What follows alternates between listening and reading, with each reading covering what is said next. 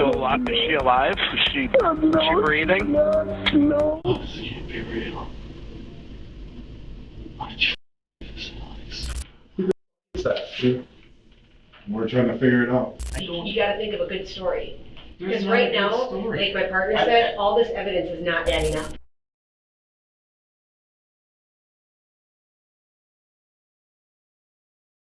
Matthew realizes, too late, that detectives already know this wasn't an accident. He's not walking out of that room a free man. In the early hours of December 16th, 2022, St. Paul officers sped through the frozen Minnesota streets after a frantic 911 call about a woman found with a self-inflicted gunshot wound. How can I help you? I got a girl who shot herself in the head. Do you think she's beyond any help? She's beyond. When officers entered the small apartment, they found 32-year-old Alexandra Pennig unresponsive on the bathroom floor, a single gunshot wound to her head. Her boyfriend, 44-year-old nurse practitioner Matthew Ecker, was the one who'd called for help. At first, the scene looked like a tragic mishap after a night of heavy drinking. Did she ever hurt herself in the past? That she was going to hurt herself or anything? About a year ago, A year ago? What did she do? What did she say? took an entire bottle of diazepam. She's not the most stable person when she's drinking. I should have known. She goes drink a lot. She does. Did you? Did you too? I mean, I guess 1, 2, 3 bars. yeah, I had a bit today. Okay. And she drinks a lot. And I did today. And at the time with the Valium, it was after.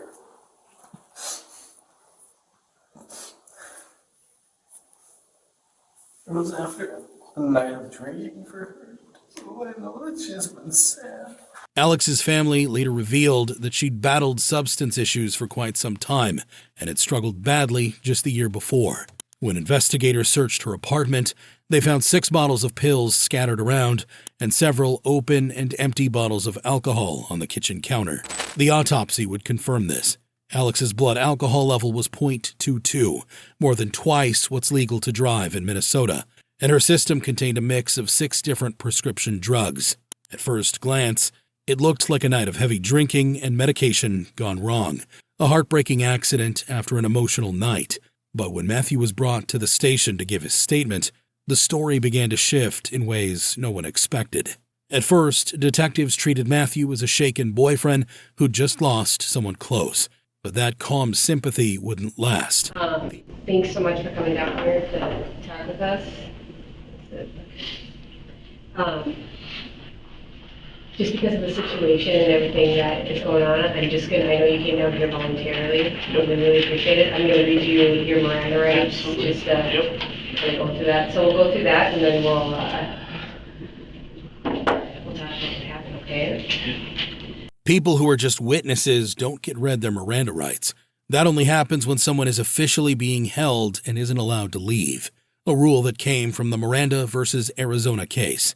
What Matthew didn't realize was that the detectives were already suspicious and watching his every move. Can you just start from the beginning, tell me what happened tonight?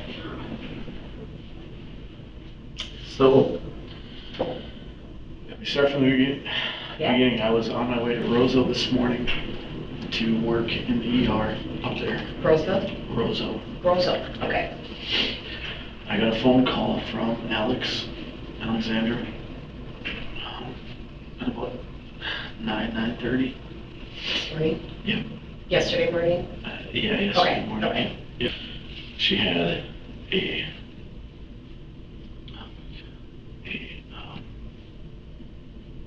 sorry. Okay. Interview for a job at 1 o'clock. I got to St. Paul about 1:40, so I sat and waited for her to get done with that. About 1:55, 2 o'clock, she let me in, and we just kind of hung out. had a couple of beers. She had some Prosecco. About 7 o'clock, 7:15 maybe that evening, we just talked. We had, whatever, just talked.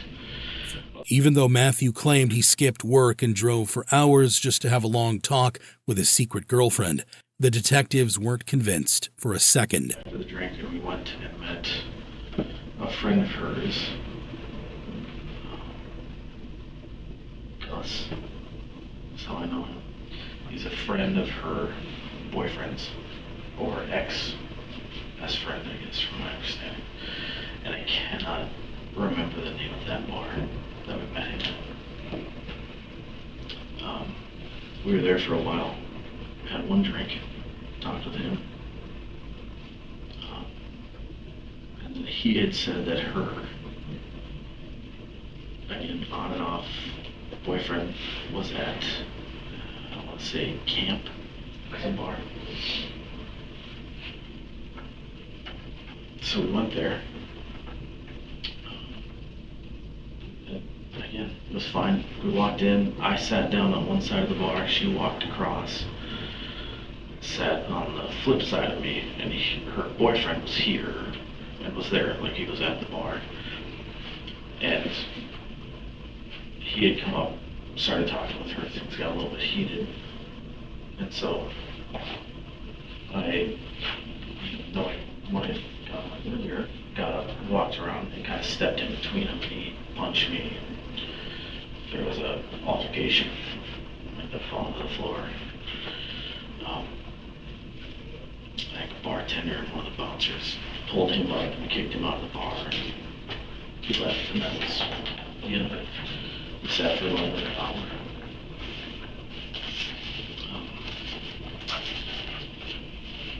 I had a drink, and then walked home to her place. Surveillance footage seemed to back up Matthew's story, showing him at Camp's bar that night. Still, it raised more questions than answers. Definitely a strange way to spend an evening. Back at police headquarters, Matthew continued his story just as he had before. After all of this had happened, we went back to her apartment, roughly 2 o'clock, 1:30, 2 o'clock. She went into my backpack, pulled up the gun,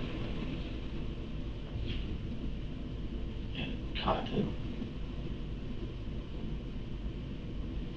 and held it to her head, and I started backing up towards the bathroom. And I asked her what she was doing. She said, "Don't come closer, just,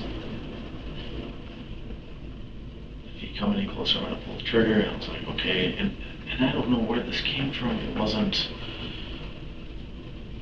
I know there had been some issues with her boyfriend prior to this, but she seemed fine.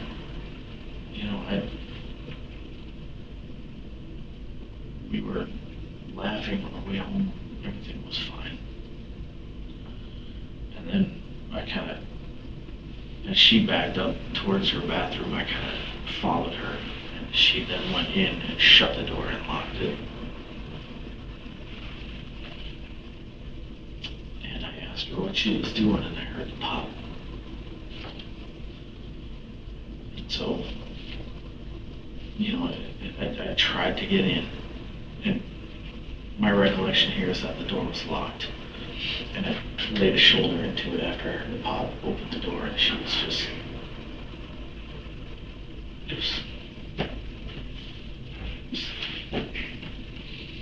there on the floor.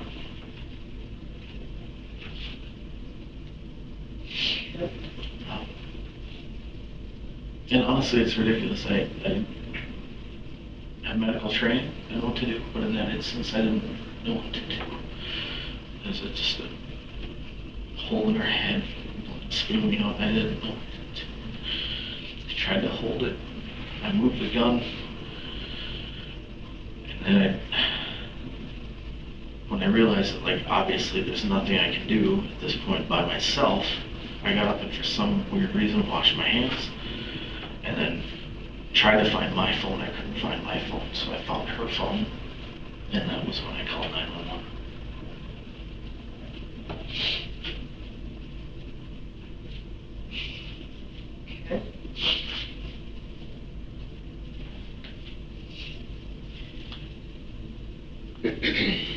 Matthew, what were you wearing tonight?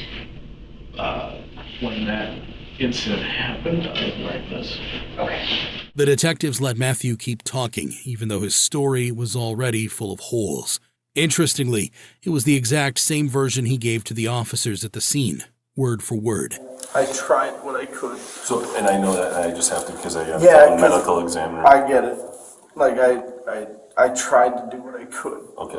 And then I washed my hands. And Then you wash your hands? Correct. That's why I don't have anything on me. And then you call the police? That detail would come back to haunt Matthew later, but not in the way he expected. The detectives could tell there was more beneath the surface, and they started digging for the truth. You guys weren't arguing or anything? There's no fight with you two? Not between us. You guys didn't get in a fight at the bar or anything, besides the ex? I mean, her ex hit me, Yeah. and she was pissed at him about that. No, things were great. We walked back from the bar. Things were great. We were laughing. She was happy. This was so out of the blue. I had no idea what she was thinking. Things were fine. It was a good night. The camera outside Camp's bar told a completely different story. They were clearly drunk, stumbling and swaying, but you could still feel the tension between them. At one point, Alex stopped, turned toward Matthew, and confronted him before walking off. As they approached the bar, he reached for her arm, and she quickly pulled away, looking irritated. No one could say for sure what happened that night, but one thing was clear. Alex didn't look happy. A few hours later, surveillance cameras showed the two of them entering Alex's apartment building together. As Alex walks out of frame, Matthew gives a small shrug, a gesture that quietly hints something isn't right. Still, for the moment, detectives choose to take his story at face value and let the questioning continue. Let's just rewind a little bit. Yeah. Tell me about your guys' relationship, you and Alex. It's been ongoing for about 2 years. I'm married, obviously, not to her. She was a nurse at the clinic that I worked at. Where was that at? Fergus, the walking clinic. In Fergus also? Okay. I got to know her there. And we had kind of a physical relationship to start with, and then things kind of escalated. She moved to Arizona, and we kept in touch, and I would come visit her. Okay. Visit her a couple times. And then in end of July, beginning of August of this year, she decided that she wanted to move back to Minnesota. So I flew down there, rented a truck, and drove her back.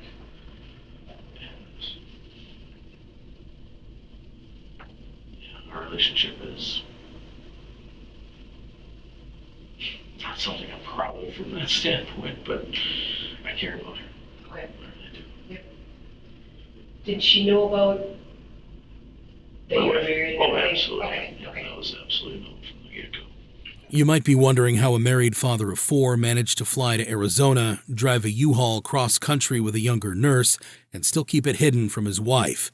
Yeah, the detectives were wondering the same thing. And you said when you guys went to the bar, you guys sat on opposite ends of the bar. To start with, because her boyfriend was there. But you guys knew that her boyfriend was there in the first place. Yeah. So why did you guys go there? She didn't want, I don't know. Yeah. She wanted to, she's Show you off the a kind of bit? person that ruffles feathers. Yeah. Okay. And I sat on the opposite end because she told me to sit there. We didn't want to do anything real crazy, but when she went around and he came over and they started arguing, then I came around and kind of jumped in between them this time. Because I mean, What time was that, do you think? 12:30. So at some point, were you gonna go sit next to her at the bar? I guess I'm kind of confused. Yeah. I mean, Okay. initially, the second they started, I would have absolutely Okay. gone over there at some point. But the second they started talking and he was getting upset with her, then I went over and stood in between them. Yeah. That's when at least from what I understand, talking to people, he hit me because I don't really remember much of it. I just kind of woke up on the floor. And then you guys just walked home? Up to this point, Things between Matthew and the detectives had stayed surprisingly calm and polite, but that calm wouldn't last, because the detectives were about to turn up the pressure, one question at a time. So, Matthew, let me just ask this, and I'm not judging by any means, but did she ever want to tell your wife? Like, did you guys fight about that ever? Do you have how many kids? 4 kids. What are the ages now? 15, 12, 9, 5. Wow. Okay, that's well. Yeah. Yeah, no, I mean, no, we have never had any significant arguments with that. I've been open with her and honest with her. She's been open and honest with me. We understand our relationship. This is not, I know how this looks. I'm not judging you by any means. I know you're not.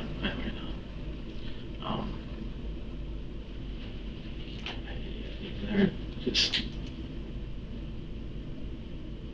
I loved her, she loved me.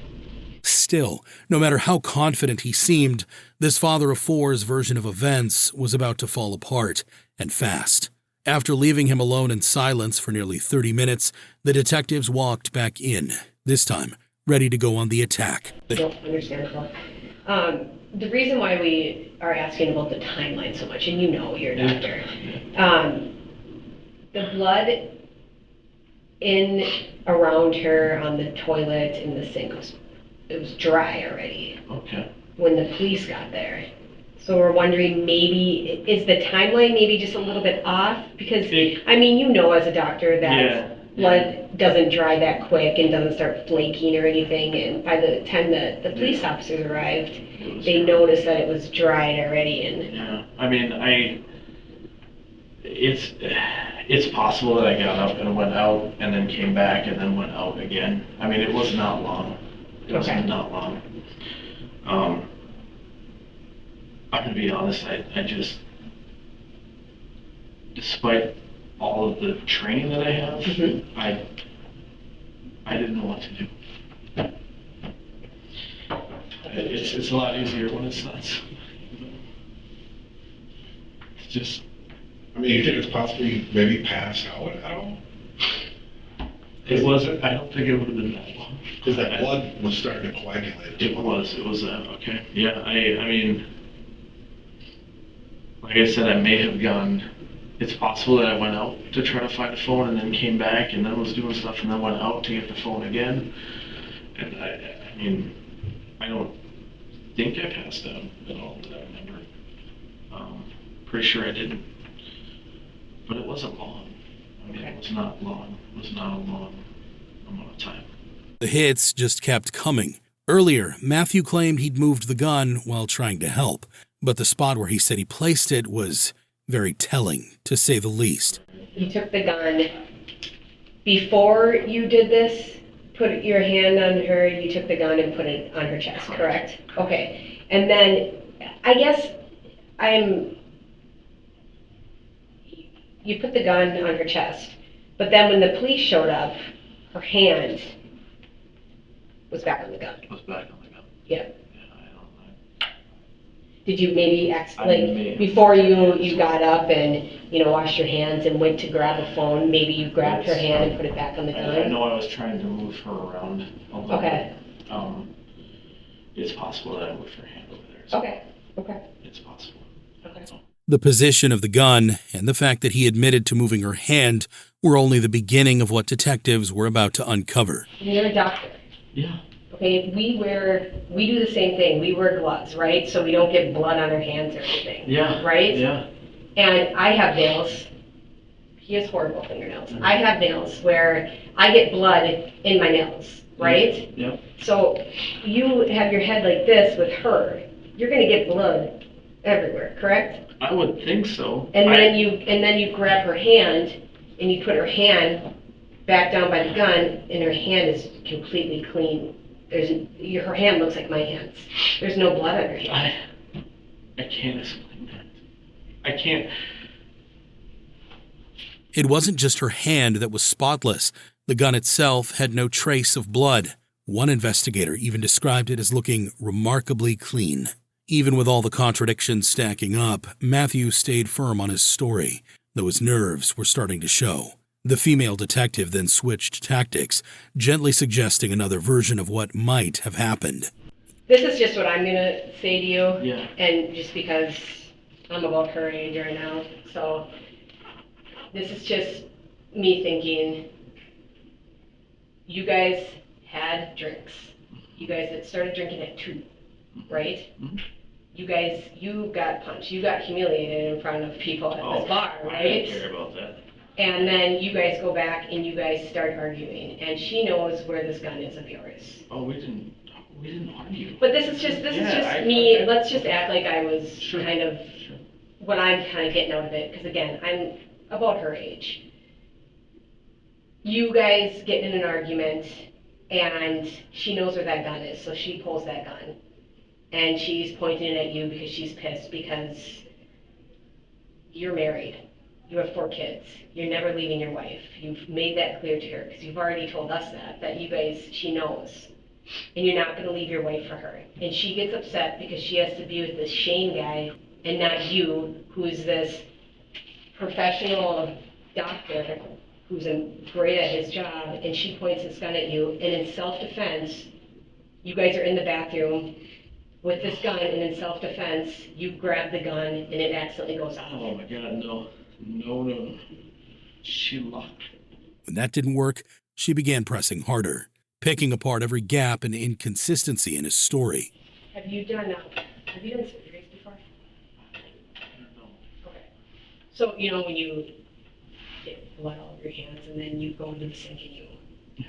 pour the handle to the sink, right? There should be blood on that There should be handle. blood, yeah. There's no, blood in the handle of the sink. and there's nothing in the I don't sink, know. and the sink I is, just, the I sink, rinsed my hand. the sink's dry. There's no water or anything. No, I washed my hands in the sink. I did. I rinsed my hands in the sink. Okay. Even though Matthew told officers at the scene that he'd washed his hands in the bathroom, the evidence said otherwise. The sink and faucet were spotless, completely dry, and without a single trace of blood. Once again, Matthew had no explanation, yet he kept insisting his story was true. The questioning kept going in circles until the older detective finally cut through the act and told him straight. They knew he wasn't telling the truth. Matthew, can you do me a favor? Yeah. Just hear me out a second. Yeah. I've been doing this a long time, and Okay. so is my partner. And just like how you know that the job that you do, Yeah. you're able to know things by your training, by your experience, all that, okay? Same with us. So what we do is we try to follow we always look at these cases and where does the evidence take us, okay?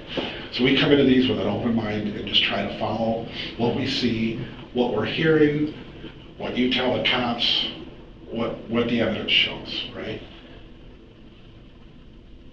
I think you're a good guy.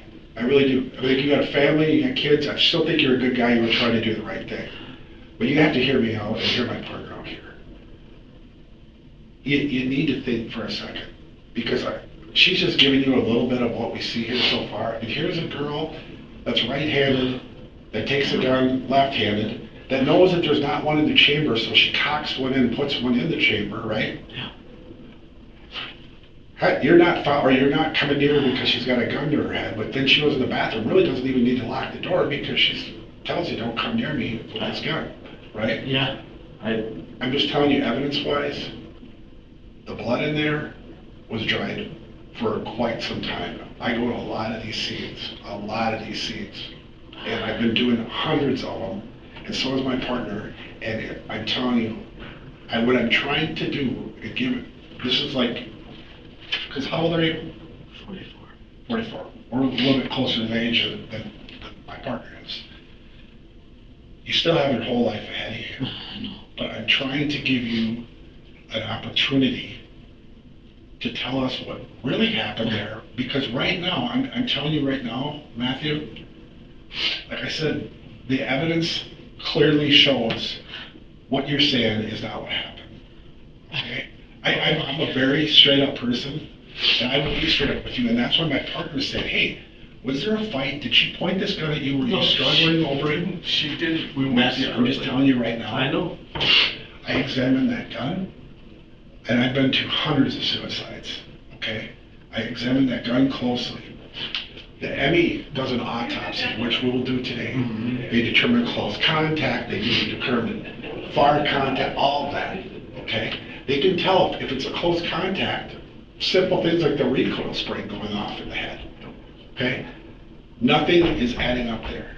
And then like my partner says, you end up putting her hand back on the gun, which is not something that's normal. No, I don't think anything that I did was normal. I don't know what normal is in that situation. I'm going to be honest with you. No luck. Matthew still refused to back down. Frustrated, the detectives stepped out, likely waiting for new forensic updates or simply giving him the time to stew in silence. When they came back 15 minutes later, Matthew's story had suddenly changed. So, the change that I have, and I was scared. After this had happened, and I maintained that the shot went off behind the closed door. I was not in the bathroom when that went off. I will maintain that until the day I die. I did take the gun and I put it in my suitcase. I got scared for a second. I didn't know what was going on when I took the gun. I may have put it in the holster. I don't remember if I did or not. I put it in the suitcase, went back, looked at her, and said, yep. Went back to the suitcase, grabbed the gun, and I put it back there. I don't know what my plan was there. I don't know what I was thinking. I got scared for a second, but that is what I did. Did you clean the gun off? I did not clean the gun off. So there's going to be blood inside the holster and then blood inside the suitcase? There should be. If there was blood on the gun, there should be. That's all. I didn't clean the gun off. Investigators didn't find any blood on the holster because it wasn't in Matthew's suitcase or backpack like he'd claimed. Instead, it was sitting on the kitchen counter, clean as can be. There was no blood on the clothes in his suitcase either. That left two options. Either Matthew cleaned the gun before packing it away, or he was lying yet again to throw the detectives off. Either way, his final version of the story didn't change a thing. Before the interview ended, Matthew made one last attempt to defend himself, insisting he'd done nothing wrong and that the door would somehow prove his innocence. Okay. I heard the gun go off, and that's when I opened the door. Was that door locked? Is there damage to the jamb? Is there anything? I laid a shoulder into the door to open it. To be honest, Matthew, the one thing that I'm not really concerned about the door. Ironically, it was that very door that ended up sealing his fate. After the interrogation, investigators carefully moved Alex's body and discovered a broken piece of the door's lock beneath her, likely snapped off when Matthew forced his way inside. That single detail revealed the door had been broken open before she was shot. But at that moment, detectives hadn't told Matthew what they'd found. They still gave him one last chance to come clean. And you're going to stick to that same story that that door was closed, even though you're looking at your 4 kids, you're looking at your wife, and you're telling me when you're looking at these 4 adorable kids and this wife, you're still saying that you love Alex. Well then, Of course I do. And I don't know what else to. I don't know what else. But with the story you're going, look at your family. You're looking at life in prison compared to give us what happened. Could easily explain something that happened to maybe, who knows, no time, based on what the story you tell us. I don't know. But the story you're giving us right now, I'm telling you right now, dude, I don't have a story. Okay. Well, remember, you told us you didn't have a story, and then you knocked on the door and we came back in and told us about the gun. That was a change. That was the only change. That's the only thing that I did. I was scared, and that was stupid, and I get it. That was dumb. Why wouldn't you have told us that right away, though? I don't think I was scared. I'm scared now. Even after you figured it out, after you realized I better put the gun back, you think that would have been something you wanted to tell the homicide investigators right away? I'm sorry. A jury eventually found Matthew Ecker guilty of second-degree murder, sentencing him to 30 years in prison. His legal team quickly filed an appeal, but on April 21st, 2025, the conviction was upheld. Even now, Matthew insists that the door was shut when the gun went off and that Alex was the one who pulled the trigger.